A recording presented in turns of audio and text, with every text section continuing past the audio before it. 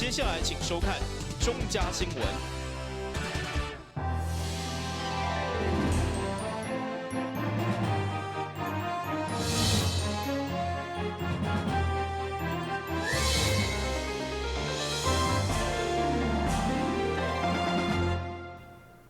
大家好，我是陈碧纯，欢迎收看1月15号礼拜5的中嘉台南地方新闻。准备要用太子爷的铜像申请金氏世界纪录的林德明德宫，伫2019年底，蔡英文总统曾经前往参香。伫顺利连任以后，为了还愿，下晡再度登去参香。总统伫现场嘛讲到疫情的控制、经济发展等等，拢真看好台南，嘛互现场的乡亲真大鼓励。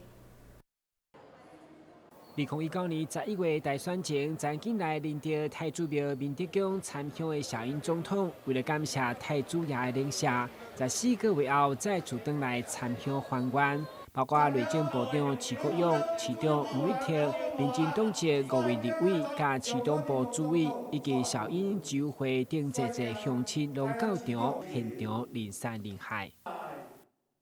尤其即卖外国会使讲里里啦，大家生活步调会使讲拢反转啦，无遐尔简单。无我都写咱台湾，即卖大家搁戴着口罩，搁再来遮含总统见面啦，对无？所以讲，咱即个总统。嘛是咱全世界欢喜做了上好的总统，对不对啊？转来到咱明德宫，搁看到人海人山，非常感谢，因为大家支持，拄则咱的柯主任讲非常清楚啊。不管是防疫还是经济成长，咱拢是会使讲是世界第一。未来迈向2021，咱更加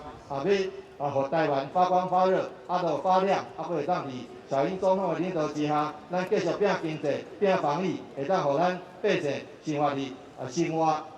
这个和乐这个身体健康万事如意。咱台南这个所在今年一定很旺，咱有足多投资拢伫咱台南。比如讲，咱的上大这间公司叫台积电嘛，持续的在我们台南这里加码投资，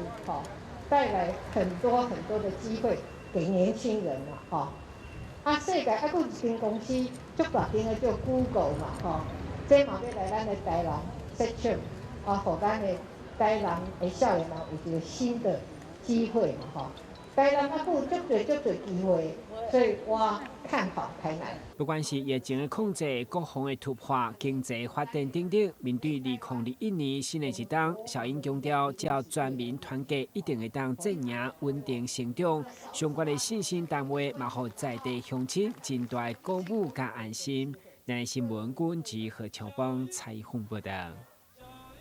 选定2020年嘉南大圳开港100年，2022年则是展文水库完工50周年的历史时刻。中央甲地方以及博物馆3方面合作，将做伙推广嘉南水文化，同时甲学校的教育结合，让学生自细汉就知影关怀在地人文。为了保存推广丰富的嘉南水文化，经济部水利署、台南历史博物馆甲台南市政府3方面合作，将对各自地水文研究甲推广的基础进行资源共享。商务3个单位正式签署合作意向书，来向民众展现对水文化的关怀甲展望。会中嘛展示水圳教育联盟5年来伫各中适合推动嘉南大圳课程的成果，嘛互学生跳脱水利工程的刻板印象。孕育嘉南平原有许多让人家非常印象深刻的这个水文化，而且形塑了这个文明。我们觉得很多方面在探索历史的时候，在弘扬文明的时候，都可以有许多官方跟研究机构，甚至民间有合作的空间。我们也期待透过这个合作，不仅是落实在教育上，还有落实在许多，不管是在观光旅游上，不管是在学术研究上，都有非常好的一个合作关系，而且能够创造资源共享，避免各行其事那浪费资源。我们很希望说把一个有限的资源做最好的一个整合。那这个协议就是建立这个非常好的这个整合平台。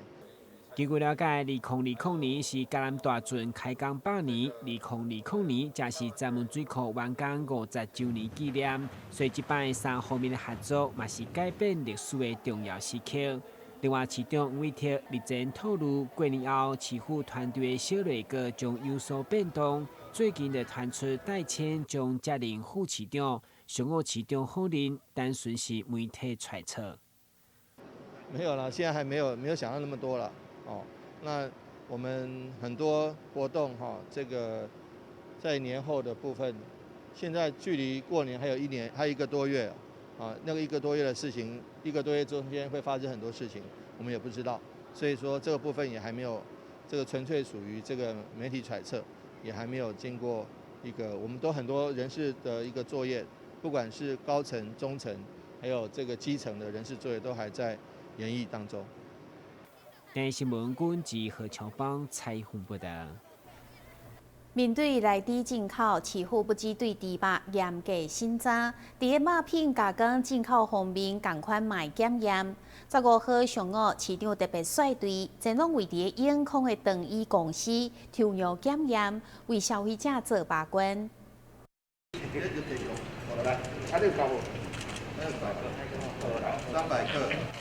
胃桶内底随机摕出来部分的肠衣，就是要来送去做检验的。虽然这食材原料拢是进口的，不过头家真有信心，表示因所进口的绝对无使用有莱克多巴胺的肉品，且民众会当安心。进口肠衣，我们的供应商就已经有超前部署了，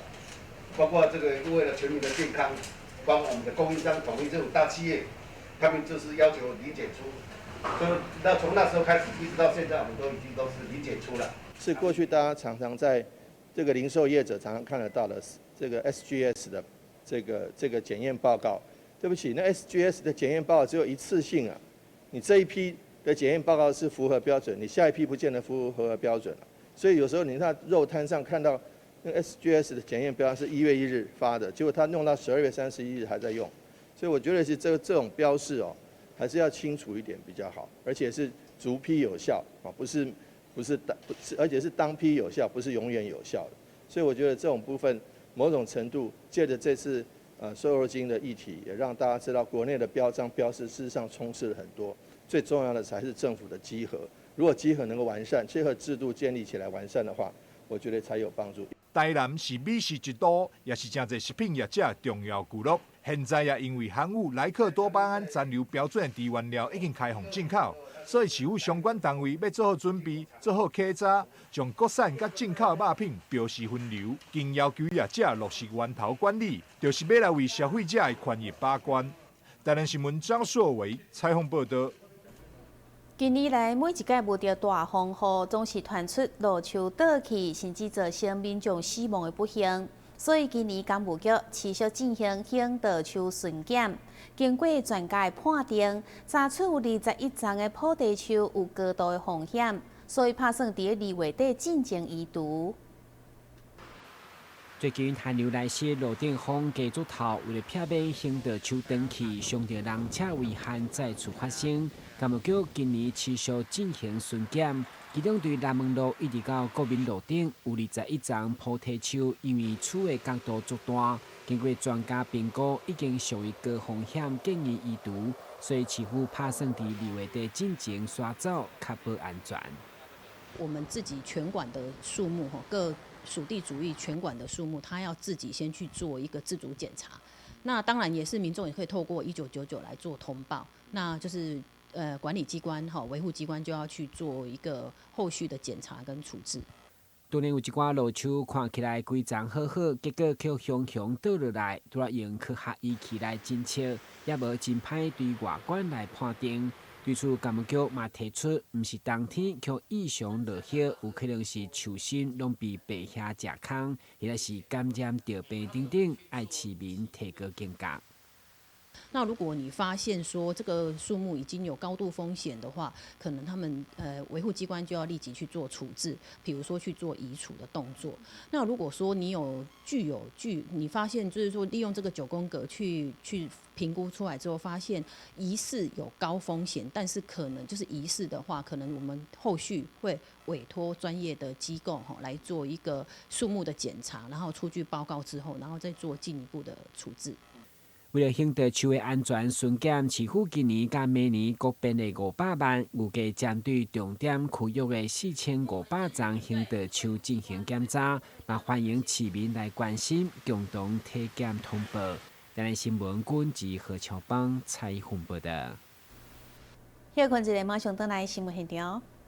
说到台南，你想到什么呢？是美食、古迹，还是丰富的人文景深呢？请跟着我们的脚步，欣赏百工百业专家阅览多样的人文风采，一同开辟阅读新飞页。敬请锁定每晚8点半第3公用频道。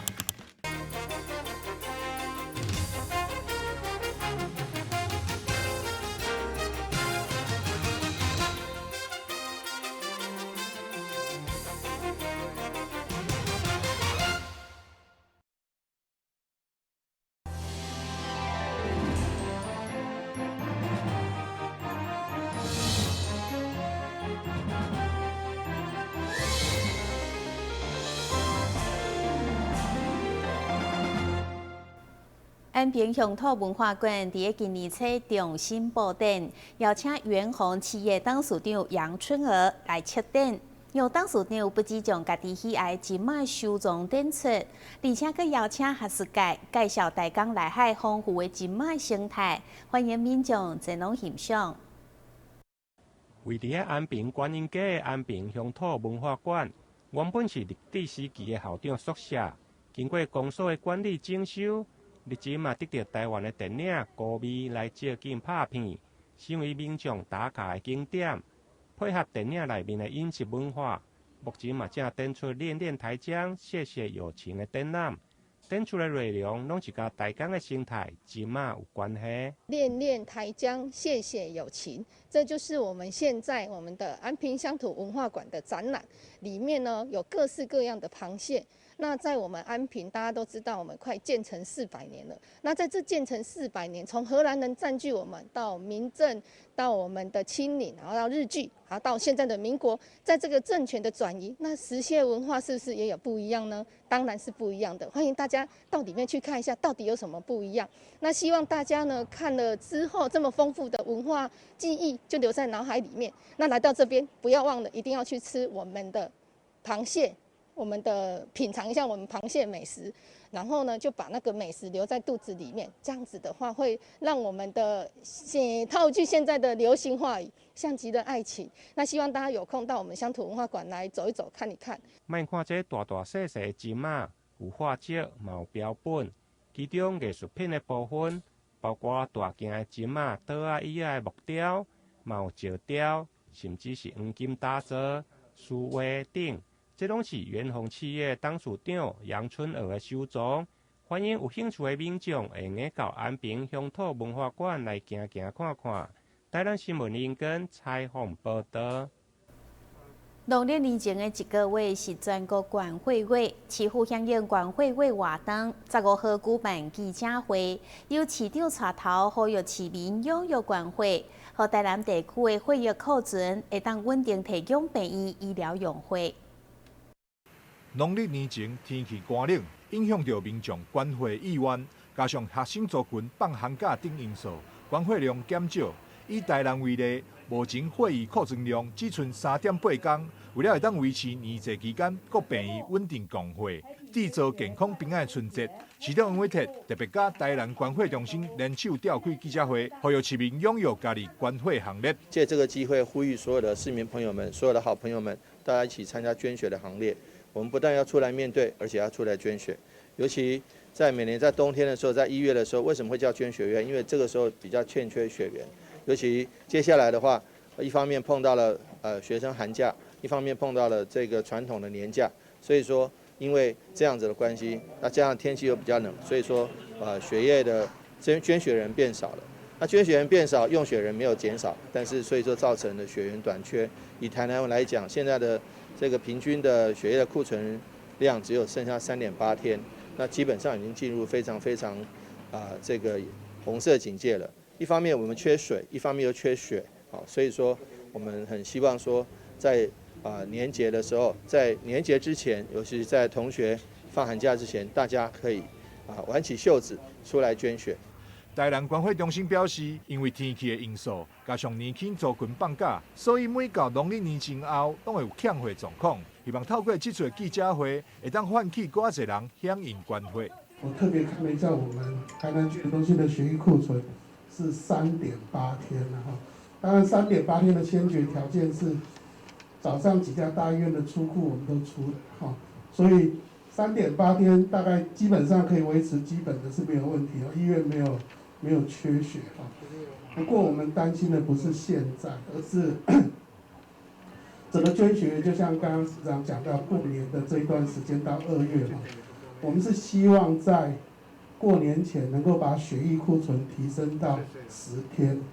台南关怀中心今年特别甲台南应用科技大学视觉传达系进行3项合作，设计出黄蓝2色黑面琵鹭的侧背包，希望会当吸引更多少年人的目光，加力关怀。还有我们张静老师的一个团队能够有一种磨练跟发挥的一个机会。那当然捐血这件事情由年轻人发挥创意，我觉得这是一个应该我们责无旁贷的一个工作了啊。台南关怀中心伫嘉南地区总共有7个固定的关怀点，地点包含永和、河尾、小东、新营等关怀室，以及中山关怀车、嘉义公园关怀车等。为即马开始推出定期关怀1点的活动，民众只要定期关怀达到3届，就当兑换这个限量的黑皮侧背包，数量有限，民众就要赶紧把握。台南新闻赵硕维采访报道。泌尿道结石过去治疗的方式，除了药物、体外震波或者是内视镜、输尿管镜、碎石等等。不过过去输尿管镜拢是电的，现在是有一种冷的输尿管镜，不但较无死角，而且药剂内面的结石也会当一清二楚。不过到底适合用倒一种治疗的方式呢？也是需要经过医师的评估。卫生福利部台南病院泌尿科主治医师陈志宇表示，过去使用硬式的输尿管镜治疗泌尿道的结石时，因为有角度甲管镜大小的限制，如果结石的位置位伫较悬位的输尿管或者是药剂内面，就较歹找到结石。现在有软式输尿管镜，因为角度会用弯270度。因此，药剂内面的结石拢一清二楚。原则上，软式输尿管镜比传统的这个经皮穿肾它来的更好的好处是说，它不需要另外再开伤口，它是经由那个人体自然的开口，就是尿道，直接进去的这个内视镜的手术，所以它的侵入性比较低，而且病人的住院时间也会比较短。它的好处是在于说，它的治疗的时间也比较短，所以病人的如果今天的病人他是年纪比较大的，或者是抗凝血剂没办法停的，出血的风险比较高的这个族群他的肾脏的结石，在这样的情况底下都可以得到比较好的治疗。体外震波它的好处是说它不需要住院，它的侵入性比较低，但它缺点是说它的扩清率就没有这么好，特别是在说肾脏比较下面的部分，也就是我刚才讲到可能肾脏比较底部的这个族群，它这结石如果今天把它打碎的话，它一样还是在那边，还是排不出来。所以这种情况底下，我们觉得内视镜可能会比较好，因为它传统内视镜它可能只能看到一般来说只能看到肾脏中间，但是如果今天靠软式的话，它可以看到比较下面，特别是肾脏最底部的这个族群，它可以看到这个地方做治疗。事实上对这个特别是肾脏下展的这个结石，它还是比较好的。过去治疗泌尿道结石，除了有药物、体外震波，或者是经皮穿肾造瘘来处置。除了经皮穿肾造瘘较侵入性，体外震波甲输尿管镜是较无空喙，恢复期嘛较紧。不过相对的嘛有伊无适应的症状甲风险，而且软式的输尿管镜目前健保并无来给付。正确的治疗泌尿道结石，也是要经过医师来评估。台南新闻林根采访报道。为了满足脑中青三代做伙食饭的时阵，拢有通选择，嘛袂因为人数无够歹点菜。台南岛餐厅的业者开创新品牌，强调有质有量佮好食。除了将出名的料理改成个人的火锅佮冻粉，佮有半自助式的餐点会当免费享用。不管是配合疫情，或者是经济无确定因素，大家落地的消费有较保守。有台南近30档的烧烤餐厅新增加的品牌，将上界欢迎的料理改成一个人的火锅加冻饭。除了毋免因为人数无够排点菜，卖当点家己喜意的，而且两种主菜若阁食袂饱，也阁有半自助餐的美味，搁在你食，加量无加计少。北澳老中青3代做伙用餐，拢会当满足需求。很方便啦，那避免说人与人之间近距离的接触嘛，哈。所以呢，这是第一方便，然后第二也是讲究现在疫情的这个所谓社交距离的这个问题。然后这样子呢，在服务人员接触上比较少，那点菜呢很快速，而且又简单明了。那这样的话可以增加现代人吃饭用餐的那种另外不同的乐趣。餐饮的需求比较不一样啊，有一些比如说老一辈的啊，跟年轻人他们用餐方式不一样。那我们用一个古早味的那些经典菜，然后用一个比较年轻的那种方式呈现，然后搭配自助吧啊，然后小朋友也可以吃，对，那就让老中青3代可以3代同堂一起吃。同时，餐厅配合无人怀的时代潮流，嘛引进家己点菜用餐模式，将省下来人事成本直接回馈给消费者，成为上新的消费形态。用点餐的方式是因为我们要为了求迅速、更快速，因为有时候在点餐的过程可能会比较久。那用点餐机的话，它一目了然，就是可以减少我们人员的那个配置，那也可以加快点餐的速度，这样。该店9月19号将正式甲市民见面，而且庆祝开幕19号、20号同工上下午前100名人客拢只要10块，欢迎好康到小报。台湾新闻军及何乔邦采访报道。新闻最后赶快来关心气象。